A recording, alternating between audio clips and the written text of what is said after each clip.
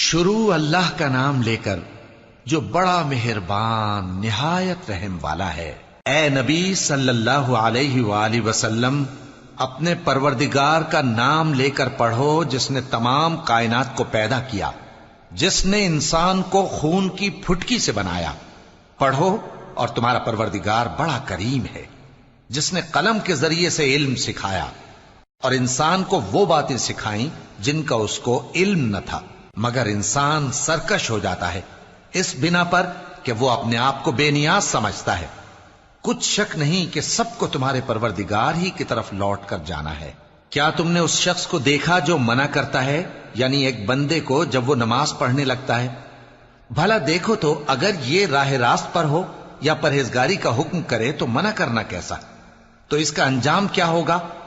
ذرا دیکھو تو اگر اس نے دین حق کو جھٹلایا اور اس سے منہ موڑا، کیا اس کو معلوم نہیں کہ اللہ دیکھ رہا ہے؟